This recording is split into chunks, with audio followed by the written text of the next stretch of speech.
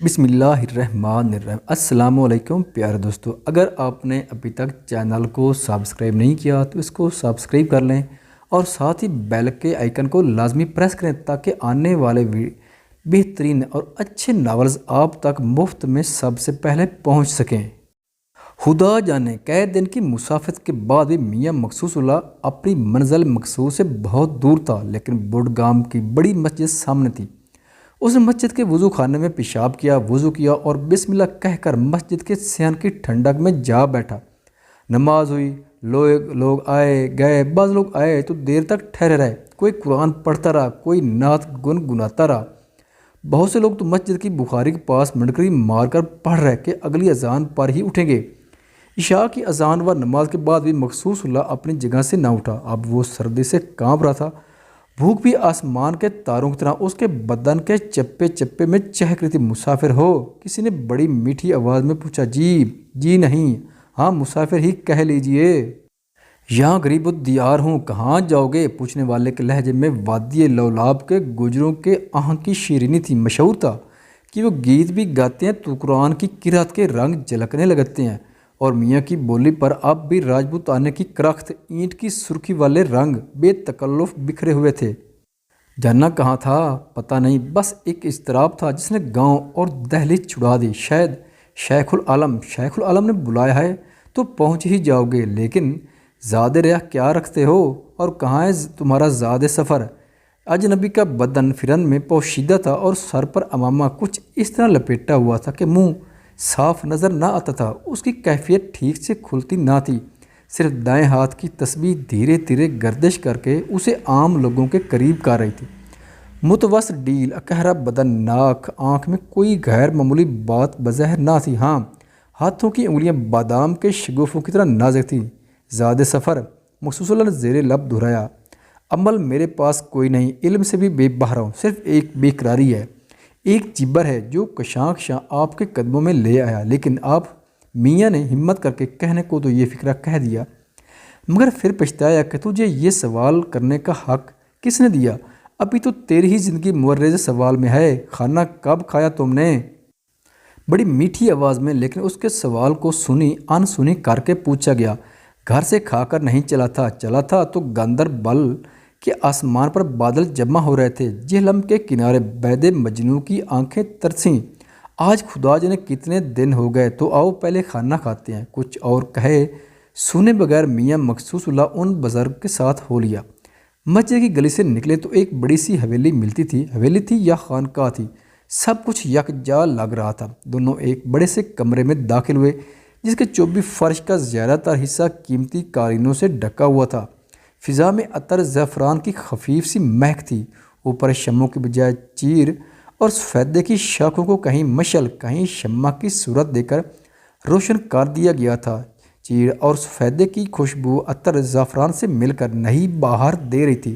24 شمعوں اور مشعلوں کی مہک، ان کا ہلکا سا دھواں، ان کے چٹک کر جلنے کی آواز میں موسیقی سے لبریز مگر دھیمی، 10-10 12-12 کے جتھوں میں فرش پر بیٹھے ہوئے لوگوں کی آہستہ گفتگو کی ریشمی لہراٹ ان سب نے ماحول پر ایک ناقابل بیان لیکن شدت سے محسوس کیفیت کی چادر ڈال دی تھی۔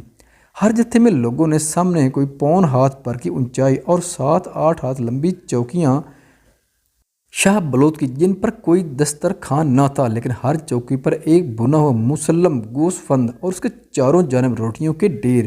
کچھ لوگ چپ چاپ کھا رہے تھے، کچھ لوگ دو نوالوں کے بیچ میں بہت دھیمے لہجے میں گفتگو بھی کر رہے تھے۔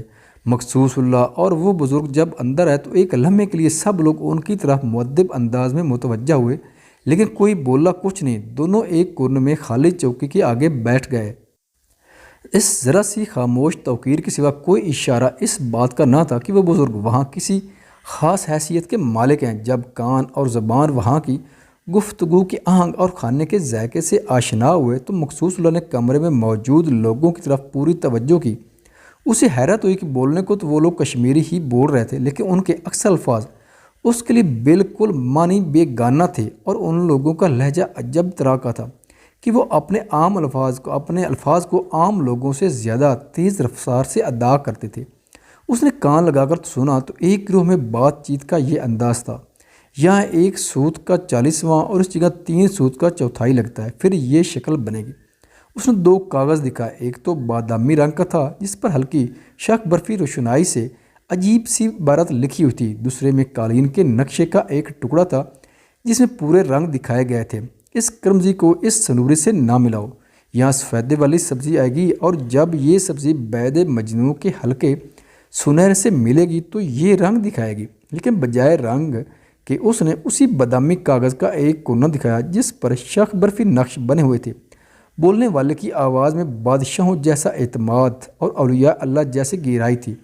اسی سنا میں 18-19 سال کے ایک لڑکے نے آ کر ان بزرگ کو سلام کیا اور کچھ جھنجھلاہٹ، کچھ لاڈ بھرے لہجے میں کہا، استاد یہ نقشہ مجھ سے تو نہیں بنے گا۔ اس نے ایک لمبا سا کاغذ پیش کیا، وہی بادامی رنگ، وہی شک برفی بے معنی سے نقوش، میرے بس میں نہیں ہے اتنے داغوں اور اتنے رنگوں کو پڑھنا۔ کوئی پڑھ کر بولتا جائے تو وہ بھی ہو سکتا ہے، لیکن تم تو تعلیم نویسی سیکھنے کے خواہاں ہو، پہلے تعلیم پوری طرح پڑھنا تو سیکھنی ہی ہوگی۔ پھر ان بزرگوں نے وہ لمبا ذرا بوسیدہ بادامی کاغذ اس نوجوان کے ہاتھ سے لے کر مخصوص اللہ کو دکھایا۔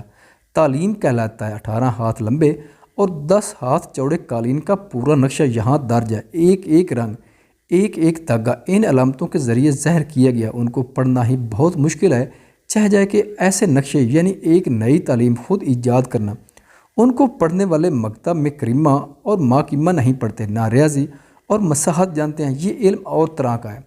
اس کے جاننے والے تخیل، قوت ایجاد اور ابداع کی بدولت کاغذ پر یہ ننھے منھے بظاہر بے معنی نقش بنانے کے ماہر ہوتے ہیں۔ یوں تو وہ اکثر اپنا نام بھی نہیں لکھ سکتے۔ مخصوص اللہ منہ پھاڑے ان بزرگ کو تاک رہا تھا، یہ تو گویا کوئی خفیہ زبان تھی جس کو جاننے کے لیے ریاضی، نقاشی، مصوری، رنگ ریزی اور خدا جانے اور کیا کیا قوتیں درکار تھیں، اور غیر معمولی حافظہ، اور ایک چیز جسے وہ کوئی نام نہ دے سکا مگر جس کا عمل یہ تھا کہ رنگوں اور لکیروں کے مجموعے کو چشم تخیل سے اسی طرح دیکھ لیا جائے جس طرح کوئی مرئی مادی قالین دیکھا جا سکتا ہے۔ بزرگ اس کا ہاتھ پکڑ کر ایک اور کمرے میں لے گئے، یہاں کہیں قالین باف اپنی اپنی کارگاہ پر کام کر رہے تھے۔ ایک سن رسید شخص ذرا الگ تھوڑی سی اونچی جگہ پر بیٹھا کچھ بول رہا تھا، گویا املا کرا رہا ہو۔ تعلیم کے ہر ٹکڑے کو الج کہتے ہیں اور اس کی ایک سطر کو وار کہتے ہیں، دھیان دے کر سنو۔ یہ استاد کیا کہہ رہا ہے؟ ان بزرگوں نے کہا۔ استاد نے اونچی آواز میں کہا، ایک چینی، ایک زرد، 9 چینی، 3 ملائی، 1 بادامی، 1 اناری، 1 چینی، 9 گلابی۔ کیا اب سب قالین باف جو اب تک استاد کے بولے ہوئے لفظ کے مطابق قالین بون رہے تھے یک زبان ہو کر بولے؟ ہاں جی کیا؟ چلیے بھائی چلیے۔ مخصوص اللہ نے آگے بڑھ کر استاد کے تعلیمی کاغذ کو غور سے دیکھا، صرف علامتیں ہی علامتیں تھیں، کچھ اس طرح کی۔ مخصوص اللہ نے حیرت اور الجھن کی نگاہ سے بزرگ کو دیکھا، وہ مسکرا کے بولے، نمبر 1، یہ پریشان نہ ہو، سیکھنے پر سب آسان ہو جاتا ہے۔ پہلی علامت ہے 1 چینی یعنی شکری رنگ 1 بار، دوسری علامت کہتی ہے 1 زرد یعنی 1 بار زرد رنگ، تیسری علامت کے معنی ہے 9 چینی یعنی 9 بار شکری رنگ، چوتھی علامت دلالت کرتی ہے 3 ملائی یعنی 3 بار ملائی کا رنگ، پانچویں علامت کہتی ہے 1 بادام یعنی 1 بار بادامی رنگ۔ یوں ہی یہ علامتیں مختلف رنگوں اور داغوں کی تعداد کو بیان کرتی ہیں۔ تعلیم کی ایک سطر ختم کر کے استاد پوچھتا ہے، کیا یعنی کیا تم سب لوگوں نے اسی طرح کام کر لیا جس طرح میں نے آواز دی تھی؟ قالین باف جواب دیتے ہیں، ہاں جی کیا؟ پھر کہتے ہیں چلیے بھائی چلیے، یا وہ کہتے ہیں چلیے استاد چلیے، یعنی اب اگلی وار بولیے۔ سبحان اللہ، تعلیم کو سمجھنا اسے ایجاد کرنے سے کچھ ہی کم باریکی کا طلبگار ہے۔